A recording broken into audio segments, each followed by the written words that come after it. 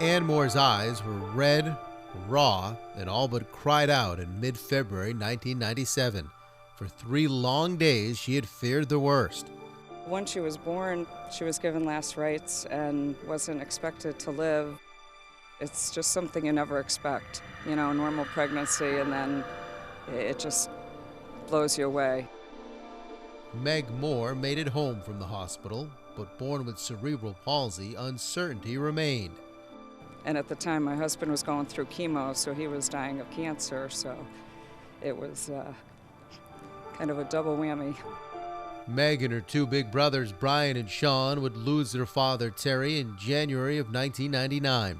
Meg not yet 2 years old. What would Ann do now? What would life be like for little Meg? One inspiring week after another, a daughter would provide her mother with the answers. The prognosis was she would never walk, and here she is, running.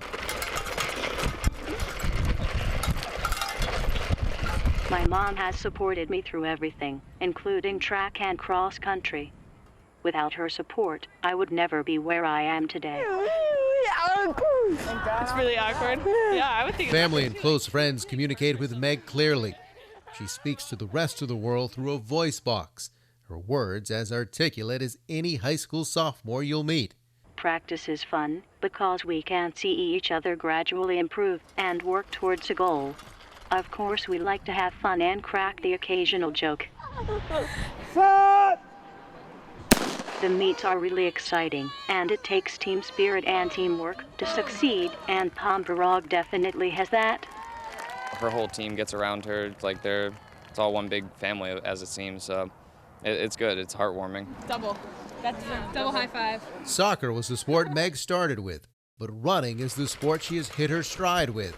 Following in her brother's footsteps, she's run both cross-country and winter and spring track. A mainstream student at Pomperog High School, Meg has become a mainstay with her Panther teammates. They provide balance and support.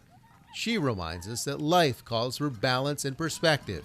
A lot of what I see throughout her life is the mind over matter, the power of the mind over the body. Like, she pushes herself, and she just wants to try everything. And she has this tremendous faith and trust that people are going to help her to achieve her goals, and she's got the drive to do it.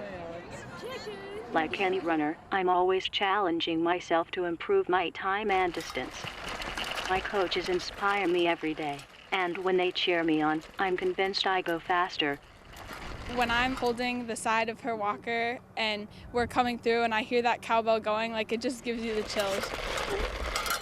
One of her first meets, nobody really cheered. They didn't really realize she was part of the event. She took a very mature approach, and she's like, "Don't worry, Mom, they don't know me yet," and gradually people got to know her, and now at the high school level, they look for her. You ready for this next one?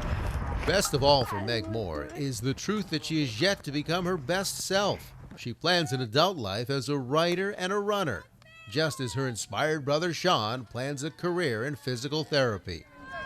I want to see her walk one day. That's really the main goal, and I want to help other people just like her get to that point of being able to walk on their own without assistive equipment.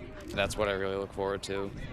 I'm not exactly sure what God's plan for my future is yet, but I would like to continue to run track and cross country throughout high school and college, and beyond, do some more 5Ks. And what athlete doesn't hope to get into the Olympics?